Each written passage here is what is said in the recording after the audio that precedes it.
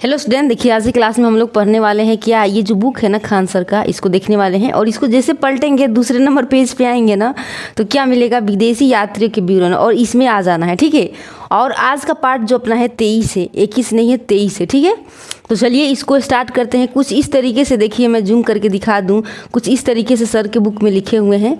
देखिए विदेशी यात्रियों से मिलने वाली प्रमुख जानकारी, जो विदेशी यात्री थे उन लोगों से जानकारी क्या क्या हम लोगों को मिला है, कैसे मिला है, क्या क्या हुआ नहीं हुआ, ये सारे चीज़ें देखिए। टेरियस या ईरानी राजवैद, मतलब टोटली बस आपको एक स्टोरी सुन लेना है और टोटली क्लियर हो जाएंगे। उसके बाद ऑब्जेक्टिव क्वेश्चन हम पूछेंगे और आंसर आप खुद करेंगे। ठीक है, चलिए देखिए यही बुक में लिखा हुआ है, मैंने पहले ही लिख चुका है और लिख दिए हैं। अब यहाँ पे आ जाएंगे दादाजी के स्टोरी पे, मज़ा आता है। देखिए कह रहा है कि आरव अपने दादाजी के साथ शाम की सैर पर निकला था, शाम को घूमने। ठीक है, दादाजी ने देखा कि आरव कुछ सोच में डूबा हुआ है। क्या बात है आरव, दादाजी बोल रहे हैं, आज तुम कुछ शांत लग रहे हो, है ना, प्यार से पूछ रहे हैं। आरव ने कहा, दादाजी आज स्कूल में हमारे इतिहास के शिक्षक ने बताया कि हमें भारतीय इतिहास को जानने के लिए विदेशी यात्रियों के विवरण पर भी निर्भर रहना पड़ता है। देखिए मेरे प्यारे स्टूडेंट, थोड़ा सा हंसने के लिए ऐसे करते हैं। आप बस एक बार स्टोरी सुन लीजिएगा ना तो आप खुद कहिएगा कि हाँ मज़ा आ रहा है। कब? जब आप ऑब्जेक्टिव क्वेश्चन करेंगे तब आपको मज़ा आएगा। ठीक है, तो एकदम ध्यान से ये जो स्टोरी है ना, स्टोरी ही सब कुछ है, एकदम ध्यान से सुन लीजिएगा ना तो ये स्टोरी का तो एक तो आप पढ़ाई करते हैं तो थोड़ी सी स्ट्रेस मतलब होता है कि हाँ ये समझ में नहीं आ रहा है। स्टोरी सुनते किसको स्ट्रेस आता है भैया? तो बस स्टोरी सुनिए, आपका सारे डाउट क्लियर हो जाएंगे। उसके बाद हम लोग क्या करेंगे, ऑब्जेक्टिव क्वेश्चन हम पूछेंगे और आंसर आप खुद देंगे, इतना ही गारंटी है। ठीक है, वारंटी नहीं गारंटी है। आइए कह रहे हैं, ये थी क्या बोला, आरव बोल रहा है कि आज स्कूल में हमारे इतिहास के टीचर ने बताया कि हमें भारतीय इतिहास को जानने के लिए विदेशी यात्रियों के विवरण पर भी निर्भर रहना पड़ता है ना। मुझे यह बात थोड़ी अजीब लगी, क्या हमारे अपने इतिहासकार नहीं थे इंडिया के? यही पूछने का मतलब है ना। अब आइए, दादाजी मुस्कुराए, बहुत अच्छा सवाल है, मुस्कुरा कर बोल रहे हैं, है ना। मेरे बच्चे बिल्कुल थे, अपने इंडिया के भी थे, लेकिन कभी कभी कुछ घटनाओं, खासकर शुरुआती दौर की कर रहे हैं के बारे में हमें विदेशी यात्रियों के विवरण से ही जानकारी मिलती है। अच्छा मान लीजिए कोई घटना हुआ, ठीक है, घटना हो चुका है और हम उस पर ध्यान नहीं दे रहे हैं और हमारे पड़ोस वाले आ रहे हैं, ध्यान दे दिए, है ना, ध्यान देके क्या किए, उसके बारे में कुछ लिख दिए, उसके बारे में विस्तार से बता दिए, तो हो नहीं जाता है। तो वैसे ही विदेशी यात्री आते थे ना, जैसे हम लोग अपने पड़ोसी के घर में जाते हैं तो हम लोग दिमाग कितना तेज हो जाता है, होता है कि नहीं। हम लोग कुछ देखेंगे, अरे एसी लगा हुआ है, अरे कूलर भी है, अरे ये है, अरे खूब सामान देखते हैं ना। तो वैसे ही विदेशी जब भारत आते थे तो ये लोग भी, इन लोगों का भी एकदम दिमाग तेज एकदम हो जाता था। आते आते ये हो है इंडिया में, हई चीज़ है, सब कुछ देख देख के क्या किया, अपने हिसाब से उसके बारे में लिखना शुरू कर दिया। ऐसे ही क्या हुआ, विदेशी यात्रियों, जो विदेशी यात्री थे ऐसे ही आए और ऐसे ही देख के कुछ लिखना शुरू कर दिया। वही क्या बना कि एक इतिहास जानने का मुख्य स्रोत बन गया। ठीक है, अब आ गया ना समझ में। तो ऐसे ही हम लोगों को, जब वो लोग आए सब कुछ कर दिए तो हम लोगों को पढ़ना है क्या बोलते हैं हिस्ट्री के बारे में, तो हम लोग क्या करते हैं, इसकी सहायता लेते हैं जो ये लोग लिखे हैं, है ना। बस इतना ही बात है, आगे बढ़ते हैं। अब देखिए, खासकर शुरुआती दौर के बारे में हमें क्या, विदेशी यात्रियों के विवरण से ही जानकारी मिलती है। ये यात्री अपने साथ एक अलग दृष्टिकोण, अखियाँ के नज़रिया लेकर आते थे। क्या आते थे, एक अलग ही दृष्टिकोण के साथ आते थे, जैसे हम लोग पड़ोसी के घर में जाते हैं वैसे ही ना जी। अब देखिए कहता है, और उन्होंने जो देखा उसे अपनी अपनी भाषा में लिख दिया। अब भैया पड़ोसी के घर में जाएंगे तो देखेंगे कूलर भी है तो कितना रुपये दाम लगा है, अनुमान लगाएंगे, फिर आके मोबाइल पे सर्च मारेंगे, आज के ज़माने है ना। तो उस समय क्या होता था कि लोग क्या करते थे कि जो भी देखते थे समझते थे तो अपने भाषाओं में लिख देते थे। कौन? ये यात्री, विदेशी यात्री लोग, है ना। अब आइए क्या किया, अपने अपनी भाषा में लिखा। जैसे जैसे अब देखिए दादाजी बता रहे हैं, और उसके बाद आरव की जिज्ञासा बढ़ गई। अब देखिए, अब हम लोग बात आते हैं यूनानी रोमन यात्री की भूमिका क्या थी। देखो दादाजी कह रहे हैं, देखो जब हम सिकंदर के आक्रमण 325 ईस्वी पूर्व की बात करते हैं तो हमारे अपने भारतीय स्रोतों में इसकी बहुत कम जानकारी मिलती है। किसकी जी? सिकंदर के बारे में अगर हमें जानना है तो भारत के जो स्रोत है ना, जानकारी वाली स्रोत जो इतिहास की जानकारी देता है, वो स्रोत हमें बहुत कम मिलती हैं। ठीक है, दादाजी का कहना है कि जब हम सिकंदर के आक्रमण 325 ईस्वी पूर्व की बात करते हैं तो हमारे अपने जो भारतीय स्रोत में इसकी जो है बहुत कम जानकारी मिलती है सिकंदर के आक्रमण के। ठीक है, अब देखिए ऐसे में हमें यूनानी स्रोतों पर ही भरोसा रखना पड़ता है कि यूनानी क्या लिखा, कैसे लिखा, जो भी लिख दिया है वही हमें मानना पड़ेगा। यही कह रहे हैं कि ऐसे में हमें यूनानी स्रोतों पर ही भरोसा रखना पड़ता है। दादाजी ने समझाया। ओह, अब देखिए आरव कह रहा है ओह, तो उन्होंने क्या लिखा? आरव ने पूछा यूनानी लेखकों स्ट्रेबो। अब देखिए आरव पूछ रहा है कि तो उन्होंने क्या लिखा, तो दादाजी बता रहे हैं कि यूनानी लेखकों, लेखक का नाम क्या है? स्ट्रेबो और जस्टिन। स्ट्रे या स्ट्रे से याद रखेंगे स्ट्रेबो, और जस्टिन याद रखेंगे जस्टिन, है ना, जस्टिस से याद रखेंगे जस्टिन, है ना। अब आइए स्ट्रेबो याद रखेंगे, जस्टिन, ये दो व्यक्ति नाम हो गया। ठीक है, यूनानी लेखक स्ट्रेबो और जस्टिन ने सिकंदर के समय के एक भारतीय राजा का क्या सेंड्रोकोट्स के नाम से क्या उल्लेख कर दिया। देखिए यहाँ पे एक बार फिर से समझने की कोशिश करेंगे। बिल्कुल भी घबराना नहीं है, बिल्कुल भी घबराना नहीं है। एकदम ऐसे कहानी सुन लेना है कि ऑब्जेक्टिव क्वेश्चन बनाते समय बोझ ना लगे, मज़ा आए कि काश और क्वेश्चन होता तो हम एकदम मार देते सही सही, है ना। आइए कहते हैं कि यूनानी लेखक, क्या लेखक को दो देखिए लेखक हैं, उनका नाम क्या है? स्ट्रेबो और जस्टिन, है ना। कह रहे हैं कि यूनानी लेखकों स्ट्रेबो और जस्टिन ने सिकंदर के समय के एक भारतीय राजा का उल्लेख सेंड्रोकोट्स के नाम से किया। अब मेरे प्यारे स्टूडेंट यहाँ पे समझेंगे, दो व्यक्ति हैं, एक तो नाम है स्ट्रेबो और दूसरा नाम है जस्टिन। ठीक है, अब ये लोग ने क्या किया, सिकंदर के समय में जब हमारा भारत के राजा था उसके बारे में कुछ लिखा, है ना, और नाम क्या दिया? सेंड्रोकोट्स नाम दे दिया। जो राजा था ना उसी का नाम क्या दे दिया? सेंड्रोकोट्स नाम दे दिया। ठीक है, है दूगो आदमिया मतलब लेखकवा, है ना। अब आइए आगे बढ़ते हैं। बाद में अब दूगो आदमी और आ गए बाद में। एरियन कह रहा है ना, एलियन से याद रखिए, एरियन और प्लूटार्क, ब्लू से प्लू याद रखिए, चाहे फ्लू याद रखिए ना, ऐसे कुछ करके याद करिए, कीजिए, लेकिन कीजिए। एक तो हो गया एलियन मतलब एरियन, है ना, और प्लूटार्क ब्लू से याद रखिए ना। हम लोग कहते हैं भोजपुरी में, मान लीजिए टर्च से याद रखिए ना, बहुत डीपली नहीं बोलेंगे, नहीं तो भोजपुरी में तो इतना शब्द है ना कि क्या ही बताया जाए, कोई कहेगा पागल नहीं क्या, है ना, उसीलिए थोड़ा देखना पड़ता है। देखिए कहता है एरियन और प्लूटार्क ने, दो व्यक्ति के नाम हो गया, एक तो एरियन और दूसरा प्लूटार्क। ठीक है, ये दोनों मर्दवा ने क्या किया, उसे एंड्रोकोट्स कहा। ये जो राजा था ना भारत के राजा, कब? जब सिकंदर आया था, आक्रमण किया था उस समय, है ना। तो ये जब भारत के जो राजा था उसके बारे में लिखा है दोनों आदमी, एलियनवा, है ना, एरियन और प्लूटार्क ने एक नाम क्या दिया, उस राजा के नाम दे दिया एंड्रोकोट्स, है ना, उस राजा के नाम दे दिया एंड्रोकोट्स। फिर एक और महान व्यक्ति आ गए और कह रहे हैं, देखिए उसका नाम है फिलार्कस। फिलार हम लोग कहते हैं कि कांड करके फिलार हो गए, है ना जी, भोजपुरी में कहते हैं कांड करके फिलार हो गए लू, हैं। देखिए तो हो जाएंगे फिलार, कस लगा देंगे, फिलार्कस। ठीक है, फिलार्कस ने फिर क्या किया कि हई जो एंड्रोकोट्स नाम दिया था ना, हई दो व्यक्तिया कहे एंड्रोकोट्स नाम रहेगा, मेरे ख्याल से भी रहेगा सेंड्रोकोट्स, है ना। उसका नाम क्या रहेगा, राजा के नाम क्या रहेगा?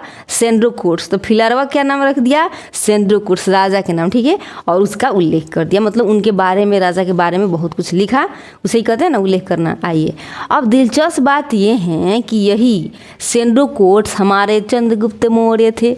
अभी हम लोग जब से पढ़ रहे हैं राजा के बारे में, हमारे भारत के राजा, तो वो राजा कोई और नहीं था, वो राजा कौन थे? चंद्रगुप्त मौर्य थे, जिसका नाम क्या पड़ा? एंड्रोकोट्स, सेंड्रोकोटस, कोट्स, है ना। एंड्रोकोट्स याद रखेंगे, एंड याद रहता है ना, एंड याद रखते हैं ना। एक रील हम देखे थे कि बहुत बार एंड बोल रहा है, उसे इंग्लिश बोलने नहीं आ रहा था, बहुत मज़ा आया था, कॉमेडी था।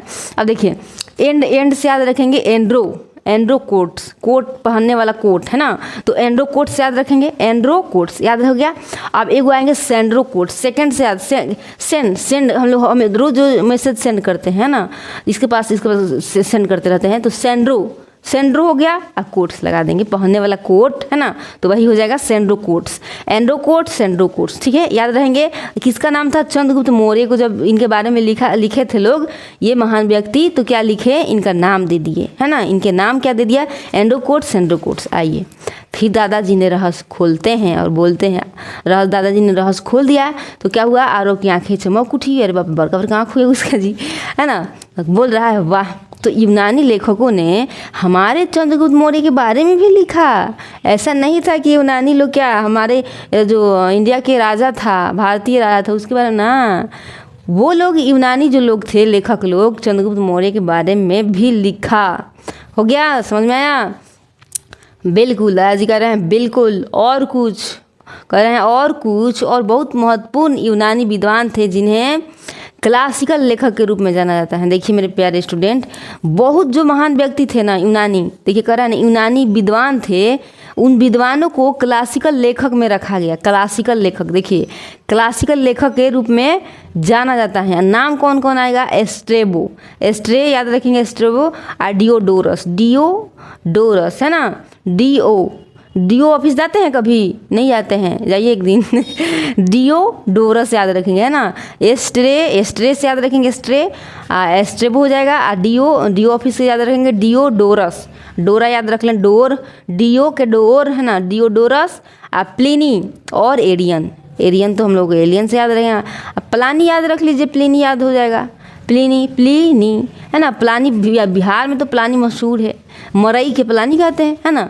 अब ये याद हो गया ना, एस्ट्रेबो, डियोडोरस याद, डियो के डोर याद रखेंगे, सो लगा देंगे, डियोडोरस, प्लिनी, एरियन, है ना, एलियन से याद रखेंगे। ठीक है, अब आइए मेरे प्यारे प्यारे स्टूडेंट, देखिए कहते हैं दादाजी क्या वे सभी महत्वपूर्ण थे? आरव पूछ रहा है ना।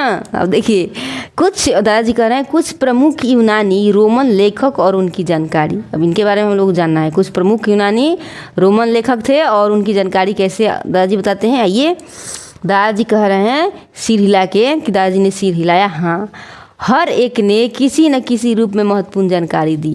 देखिए ये पूछा था ना, क्या वे सभी महत्वपूर्ण थे? जो भी जानकारी दिए थे तो क्या वे सभी महत्वपूर्ण थे? यूनानी दिए थे लोग जानकारी, है ना। तो बच्चा पूछ रहा है, दादाजी सिर हिला रहे हैं, हाँ, हर एक ने किसी न किसी रूप में महत्वपूर्ण जानकारी दी, है ना। ये तो हो गया, फालतू की जानकारी नहीं मिली है। अब आइए टेरियस पे, टेरियस है ना, टेरी याद रखेंगे, टेरी में यस लगा देंगे, ना सॉरी, तेसियस याद रखेंगे ना, तेसी, जैसी के तेसी, तो तेसी याद रखेंगे, टेसियस याद रखेंगे ना, याद रहेगा टेसियस, ओके। कह रहा है कि यह ईरानी क्या था? राजवैद्य था। क्या था? ये ईरान के ही राजवैद्य, मैंने डॉक्टर साहब, हम लोग कहते हैं ना वैद्य आए हुए हैं, तो वही यह ईरानी राजवैद्य था जिसने भारत के बारे में लिखा, है ना जी। क्या लिखा? बहुत कुछ लिखा है। टेसियस, इनका भी नाम याद रखेंगे, क्योंकि खान सर का यही कहना है कि ये किताब बहुत इंपॉर्टेंट है। जितना कुछ बताया गया है उसी पे ज़्यादा फोकस कीजिए, और बाकी के छोड़िए। पढ़ेंगे तो कभी दिन पढ़ाई ख़त्म नहीं होगी। हमारे लिए जो इम्पोर्टेंट है वो हम मायने रखता है बहुत ज़्यादा। तो जो दिया गया है खान सर के हिसाब से उसी को पढ़ लेते हैं एकदम बढ़िया से, है ना। आइए, तो टेसियस याद रखेंगे नाम। ये कौन था? ये था ईरानी राजवैद्य, ठीक है, जिसने भारत के बारे में लिखा है। अब हीरोआ पे आएंगे तो क्या हो जाएगा? हेरोडोटस। देखिए हीरो के नाम क्या है? हेरोडोटस। ये हीरो हैं, रियल में इतिहास के हीरो। देखिए हेरोडोटस को याद रखेंगे हीरोआ से, हीरो से याद रखिए, हेरोडोटस, है ना। इन्हीं कहते हैं, इन्हें तो इतिहास का पिता कहा जाता है। तो सच में ये हीरो है ना। इन्हें क्या कहा जाता है? इतिहास का पिता कहा जाता है। ऐसे हम लोग याद रखेंगे कि इतिहास की हीरो यही हैं, हेरोडोटस, ठीक है। इन्होंने अपनी पुस्तक हिस्टोरिका 5वीं शताब्दी ईस्वी पूर्व में लिखी, जिसमें भारत और फारस के संबंध का वर्णन किया। देखिए ये हीरो काहे बन गए? हेरोडोटस। देखिए हेरोडोटस, हेयर लेंगे आपको। हेरोडोटस देखिए कह रहे हैं ना कि इन्हें तो कहा गया इतिहास के पिता, तो इसने काहे कहा गया भैया? तो इन्होंने एक पुस्तक लिखी जिसका नाम क्या है? हिस्टोरिका। क्या नाम है सर? हिस्टोरिका, है ना, हिस्टोरिका। देखिए 5वीं शताब्दी ईस्वी पूर्व में लिखा गया है। जब क्वेश्चन पूछ देगा कि हिस्टोरिका कब लिखा गया, तो 5वीं शताब्दी ईस्वी पूर्व में आंसर करेंगे अपना, मतलब क्या करेंगे? साइन करेंगे, सही मारेंगे, ठीक है। आइए, कहता है जिसमें भारत और फारस के संबंध का वर्णन है। अगर कह देगा हिस्टोरिका में किसका वर्णन है, तो भारत और फारस के संबंध का वर्णन, ठीक है। आगे समझ में। अब आइए निर्याकस। निर्यात याद रहता है, निर्यात, आयात, निर्यात, तो वैसे याद रखेंगे निर्याकस, है ना, निर्याकस। आने वाली, सिटी, सिटी, सिटी याद रहता है ना, तो ऐसे याद रखेंगे आने सिक्रिटस, आने सिक्रिटस। देखिए नाम कैसा कैसा है ना, आने सिक्रिटस, आने वाली से याद रखिए आने सिक्रिटस, ठीक है। आरी से याद रखिए अरिस्टोबुल्स, अरी इसको कहते हैं, अरे कुछ एग्जाम क्लियर कर लिया रे, है ना, तो ऐसे याद रखिए अरिस्टोबुल्स, है ना। 3 गो नाम है, महत्वपूर्ण नाम है, याद रखना है। ये सभी सिकंदर के समकालीन थे। ये तीनों महान व्यक्ति क्या थे, सभी सिकंदर के समकालीन थे और इनका विवरण बहुत प्रामाणिक और विश्वसनीय माना जाता है क्योंकि इन्होंने अपनी आँखों से सब कुछ देखा है। निर्याकस, आने सिक्रिटस, अरिस्टोबुल्स, ठीक है। ये क्या है, सिकंदर के समकालीन थे, बहुत समकालीन दोस्त थे, है ना, और इनका विवरण बहुत प्रामाणिक है, बहुत इंपॉर्टेंट है, बहुत विश्वसनीय माना जाता है ना। आगे समझ में, क्योंकि इन्होंने क्या किया, सब अपने आँखें से देख रहे थे कैसे क्या हो रहा है, नहीं हो रहा है ना। आइए टॉलमी एगो नाम आ गया, टोल फ्री नंबर पे फ़ोन लगाइएगा, कहेगा आपकी स्वागत है। हिंदी के लिए एक दवाएं वही याद रखेंगे, टॉलमी, है ना, टॉलमी। अब ये देख कर आया कि 2री शताब्दी में उन्होंने भारत का भूगोल नामक पुस्तक लिखी। टॉलमी ने क्या किया, 2री शताब्दी में, 2री शताब्दी में क्या लिखा, उन्होंने भारत का भूगोल नामक एक पुस्तक लिख दिया, भारत का भूगोल, ठीक है। अब आइए किसने लिखा, टॉलमी, याद रखेंगे। अब भी कभी क्वेश्चन पूछने वाले हैं ऑब्जेक्टिव, अगर नहीं बताए तो समझ जाइए बहुत पिटेंगे। अब आइए, कहता है उनकी एक और महत्वपूर्ण पुस्तक है जियोग्राफी। क्या है, जियोग्राफी। टोल फ्री का एक और पुस्तक क्या है, जियोग्राफी। एक नाम है भारत का भूगोल, है ना, 2 किताब लिखी इसने, टॉलमी, ठीक है। अब आइए एक और नाम आता है पेरिपल्स ऑफ द एरिथ्रियन सी नामक एक और गुमनाम यूनानी लेखक की किताब भी है ना। ये एक गुमनाम यूनानी की किताब है जिसका नाम क्या है, पेरिपल्स ऑफ द एरिथ्रियन सी, ठीक है, याद रखेंगे। कहता है इन पुस्तकों में भारतीय बंदरगाहों और व्यापारिक वस्तुओं का शानदार वर्णन मिलता है। आगे समझ में क्या है, ये जो पुस्तक है ना, कहता है पेरिपल्स ऑफ द एरिथ्रियन सी नामक एक और गुमनाम व्यक्ति थे, यूनानी थे, उनका किताब है। इन पुस्तक में क्या होता है, भारतीय बंदरगाह, देखिए बंदरगाहों के बारे में या व्यापारिक वस्तुओं के बारे में शानदार जानदार एकदम वर्णन मिलता है, मतलब लिखा हुआ है। अब आइए डायनी पर। डायनी जानते हैं, बिहार में बहुत सारी डाइन हो गई है समझ रहे हैं, हर कोई डाइने है, कह देगी, आराम से रहना। देखिए कहता है कि डायोनीसियस, क्या रखेंगे, डाइन से नाम याद रखेंगे, डायोनीसियस मतलब एकदम ब्राह्मण पिचासनी डाइन, है ना, डायोनीसियस। यह मिस्र नरेश टालमी फिलाडेल्फस के राजदूत के रूप में अशोक दरबार में आया था। देखिए ये राजदूत के ही ना, राजदूत बन के, देखिए नरेश टॉलमी फिलाडेल्फस के राजदूत के रूप में अशोक के दरबार में आया था, ठीक है। किसके दरबार में आया था, अशोक के दरबार में आया था। अब आइए कहता है सोचो अशोक के समय की कितनी जानकारी मिलती होगी इनसे, किसी से, इसी से मिलती होगी, है ना। अब देखिए कहता है डाइमेकस, यह सीरियाई राजा एंटिओकस के राजदूत के रूप में बिंदुसार के दरबार में आया था। ये जो है डाइमेकस कहता है कि सीरियाई राजा एंटिओकस के राजदूत के रूप में बिंदुसार के दरबार में आया था, ये डाइमेकस, ठीक है, याद रखेंगे। ये जो डायनीसियस हैं, यह मिस्र नरेश टालमी फिलाडेल्फस के राजदूत के रूप में अशोक के दरबार में आया था। ये नहीं आया था, ये आया था, हाँ डायनी आया था, ठीक है, डायोनीसियस आया था, किसके दरबार में, अशोक के दरबार में। ये जो डाइमेकस है ये किसके दरबार में आया था, ये राजदूत बन के बिंदुसार के दरबार में आया था, ठीक है। ये क्वेश्चन पूछता है, हॉय नहीं पूछेगा लेकिन हॉय पूछ देगा कि डाइमेकस किसके कहता है कि पूछ देगा किसके दरबार में आया था राजदूत बन के, तो बिंदुसार के। आ गया ना समझ में। अब आइए मेघ देवता से याद रखिए, मेघ, आजकल बरसा नहीं रहे हैं, मेघस्तनीज याद रखेंगे, मेघस्तनीज, मेघ से याद रखेंगे। आइए अब ये भी वो नाम है, आदमी के नाम है, आइए इसके बारे में जानते हैं। कहते हैं यह सबसे प्रसिद्ध में से एक है, मेघस्तनीज क्या है, सबसे फेमस में से एक है, यूनिक, ठीक है। अब ये कहता है कि सेल्यूकस निकेटर के राजदूत के रूप में यह लगभग 1400 वर्षों तक चंद्रगुप्त मौर्य के दरबार में रहा। बताइए 1 2 दिन 4 दिन 10 दिन 14 वर्ष रहा, किसके दरबार में, चंद्रगुप्त मौर्य के दरबार में रहा, ये मेघस्तनीज है ना। ये कौन था, सेल्यूकस निकेटर के राजदूत था, समझ रहे हैं ना, सेल्यूकस निकेटर के राजदूत था। आइए, क्या 14 वर्ष तक हमारे चंद्रगुप्त मौर्य सर के है ना दरबार में रहा।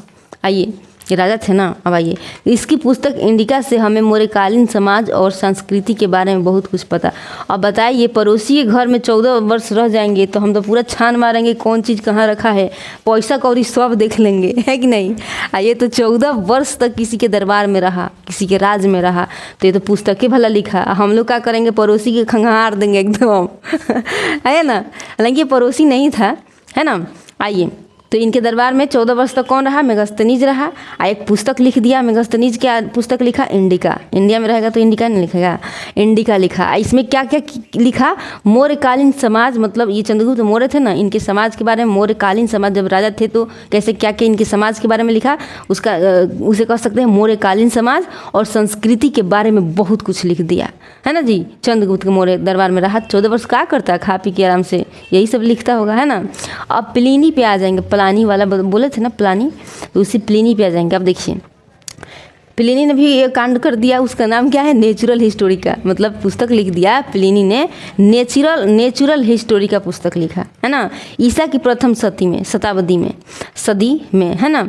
अब देखिए, ये भी नेचुरल हिस्टोरी का लिखा ना, तो लैटिन भाषा में लिख दिया, है ना। प्लिनी, देखिए प्लानी बहुत चालाक है, नेचुरल हिस्टोरी का लिखा, और लिखा तो लिखा लैटिन भाषा में लिखा, जिसमें भारत और इटली के बीच होने वाले व्यापार, यहाँ की वनस्पतियों और खनिजों का विस्तृत, देखिए इसका ध्यान कहाँ था, एक क्या हाली बिजनेस पे इसका ध्यान भटक से गया, है ना।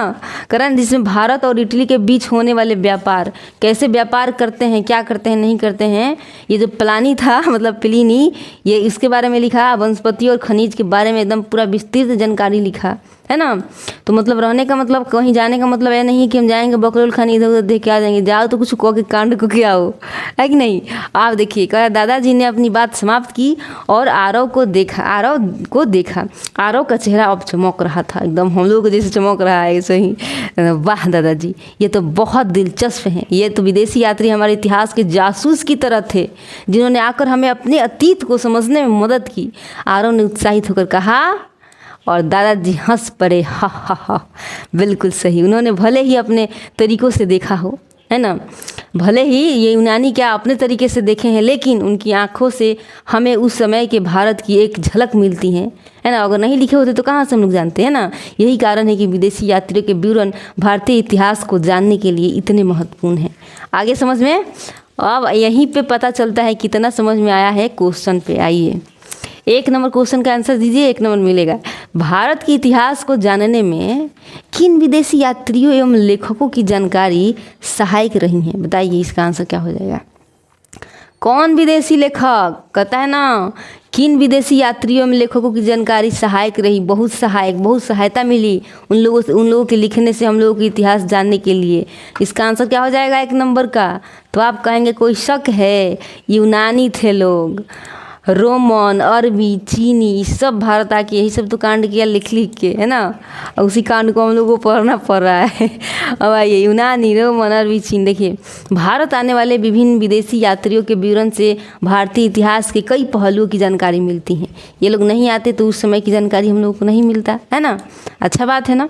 अब आइए, हम लोग आते हैं 2 नंबर क्वेश्चन। कहता है, सिकंदर के आक्रमण 325 ईस्वी पूर्व की जानकारी किस स्रोत से नहीं मिलती, बताइए कौन से स्रोत से नहीं मिलती। यूनानी, भारतीय, रोमन, चीनी, क्या हो जाएगा 2 नंबर का आंसर। तो आप कहेंगे कि भारत से तो बिल्कुल मिलता ही नहीं। सिकंदर के आक्रमण के समय 325 ईस्वी पूर्व में क्या भारत से कोई जानकारी मिला, नहीं मिला। यूनानी से ज़्यादा मिला, है ना जी, रोमन से, चीनी से मिला, लेकिन भारत से नहीं मिला। ये लोग क्या खूब आंखों से अपने देख रहे थे, एकदम मज़ा उठा रहे थे। भारतीय स्रोतों में सिकंदर के आक्रमण का कोई विवरण नहीं मिलता, इसलिए यूनानी स्रोतों पर निर्भर रहना पड़ता है ना जी। अब आइए, यूनानी स्रोतों पर देखिए, और ये जो है ना, इन लोगों से थोड़ा थोड़ा मिला, लेकिन अगर आंसर करेंगे तो यूनानी 1 नंबर पे आएगा, ठीक है। अब आइए, कहता है, सिकंदर के समकालीन भारतीय राजा का क्या नाम यूनानी लेखकों ने रखा। अरे वाह, सिकंदर के समकालीन भारतीय राजा कौन था? चंद्रगुप्त था, है ना जी। क्या नाम यूनानी लेखकों ने अभी तो बताए थे कि दो आदमी फिर नाम रखा, फिर दो आदमी एगो नाम रखा, फिर पहले का ही नाम रहेगा, है ना जी। तो वही पूछ रहा है सिकंदर के समकालीन भारतीय राजा का क्या नाम यूनानी लेखकों ने रखा, क्या नाम रखा था? तो आप लोग कहेंगे कि एकदम सी पे लगाइए ताला, 2 करोड़ पाइए। तो सेंड्रोकोटस नाम रखा, सेंड्रोकोट्स, है ना। यूनानी लेखकों स्ट्रेबो और जस्टिस ने चंद्रगुप्त मौर्य को क्या कहा? सेंड्रोकोट्स नाम से वर्णित किया, है ना। अब आइए, यूनानी लेखक स्ट्रेबो और जस्टिस ने किस भारतीय राजा का उल्लेख किया? तो इसका आंसर क्या हो जाएंगे? कौन से राजा के? तो सेंड्रोकोट। अब राजवे के नाम बदल दिए यही लोग, तो वही आंसर मारे, चंद्रगुप्त रहता तो वो मारते। तो सेंड्रोकोट से याद रखेंगे, ठीक है। अब आइए, सेंड्रोकोट से या चंद्रगुप्त मौर्य यूनानी नाम है। एक और क्वेश्चन पूछ देगा कि चंद्रगुप्त मौर्य के यूनानी नाम क्या है? तो हम लोग सेंड से भेजेंगे, सेंड। तो सेंड्रोकोट्स नाम याद रखेंगे, ठीक है। 5 नंबर क्वेश्चन क्या करा है? करा एलियन से बोले थे ना। एरियन और प्लूटार्क ने चंद्रगुप्त मौर्य को किस नाम से उल्लेख किया? अब ये तो एंड्रो से क्या सेंड्रो बनाया था, है ना जी। तो इसका आंसर तो सीधी सी बात है कि आप लोग कभी दे चुके होंगे। एंड्रो एगो सेंड्रो एगो एंड्रो, तो एंड्रो वाले एलियनमा है लोग, है ना। तो एंड्रोकोट्स हो जाएंगे। अब आइए, कह रहा है कि यूनानी लेखक एरियन और प्लूटार्क ने चंद्रगुप्त को एंड्रोकोट्स कहा है। हा हैं। आइए, अब देखिए, हम बोले थे ना फिलार हो जाना, फिलार्कस बोले थे, कौन कांड करके फिलार हो जाओ। तो ये है फिलार्कस, है ना। फिलार्कस ने चंद्रगुप्त मौर्य को किस नाम से लिखा है? तो इसका आंसर भी बहुत प्यारा है। इसका आंसर बताइए। एगो एंड्रो एगो सेंड्रो, तो बाद में फिर फिलार होने वाला आया तो उन एंड्रो का नाम क्या किया? फिलार करके सेंड्रो कर दिया, है ना। ऐसे इस ट्रिक से याद रखेंगे। पहले 2 व्यक्ति क्या किया था? सेंड्रोकोट्स नाम दिया था, लेकिन फिर 2 व्यक्ति आए तो क्या नाम? एंड्रोकोट्स नाम रख दिया। ए से आइए, शेर से सेंड कर रहे थे हम लोग पहले, फिर एंड करने लगे, तो फिर फिलार होने वाला आया तो कहा कि एंड्रोकोट्स को फिलार करो, सेंड्रोकोट्स नाम रखो। तो फिलार्कस ने क्या किया? चंद्रगुप्त मौर्य का नाम क्या रखा? सेंड्रोकोट्स नाम रखा। Very good. अब आइए, कहता है विभिन्न यूनानी लेखकों ने चंद्रगुप्त के नाम को विभिन्न रूप में लिखा है। अब आ जाइए 7 नंबर क्वेश्चन क्या कह रहा है? कहता है निम्नलिखित में से कौन कौन क्लासिकल यूनानी लेखक माने जाते हैं? अब बताइए, क्लासिकल को कौन कौन नाम था उस समय? देखे थे हम लोग, तो उस समय जो नाम था वो कौन कौन था बताइए। वो नाम था स्ट्रेबो, डियोफिस, या बोले थे ना डियोडोरस, डियो के डोर बोल देते। तो स्ट्रेबो, डियोडोरस, प्लिनी, एरियन, ये जो है इन लोगों को क्लासिकल में रखा गया। क्लासिकल लेखक हैं ये लोग, है ना। अब आ जाइए, कहता है कि ये सभी यूनानी लेखक भारत के प्राचीन इतिहास से संबंधित विवरण देने वाले क्लासिकल लेखक हैं। टेरियस कौन था? टेसियस टेंस देगा, बताइए टेसियस कौन था? 1 नंबर का आंसर कीजिए तो का हो जाएगा 1 नंबर। टेसियस कौन था जी?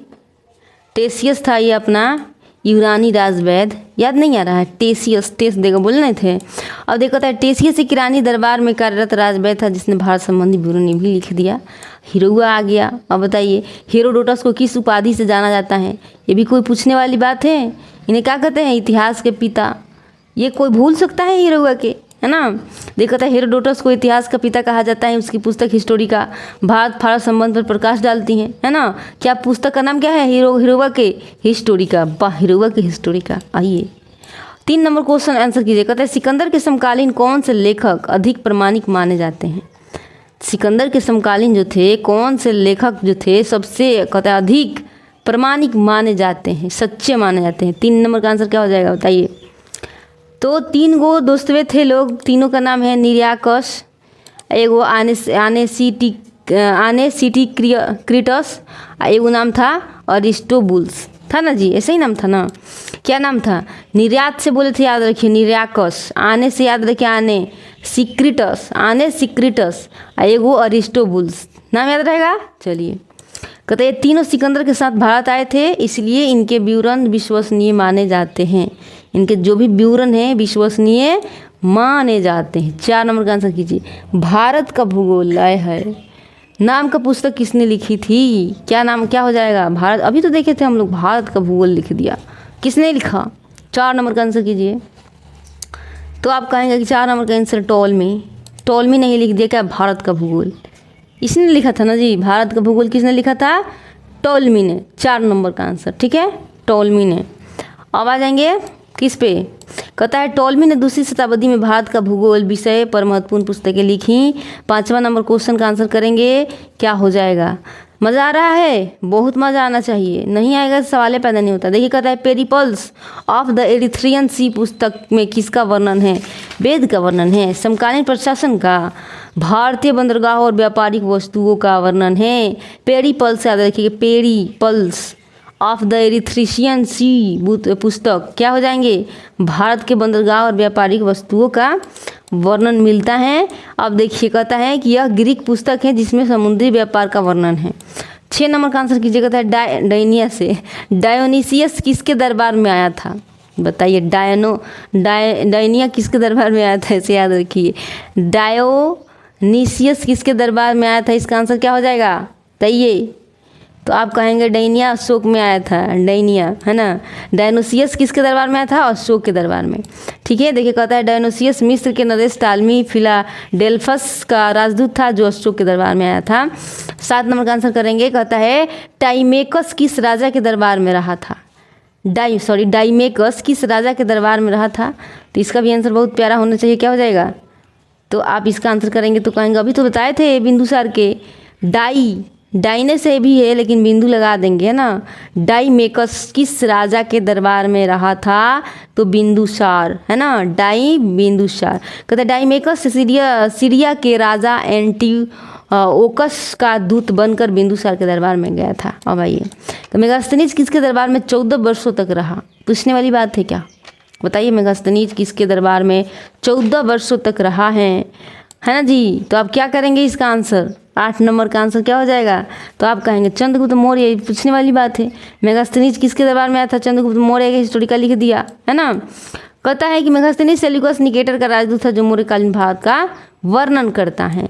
9 नंबर आंसर करेंगे। कहता है कि मेगास्थनीज किस पुस्तक में मौर्यकालीन समाज संस्कृति का वर्णन मिलता है?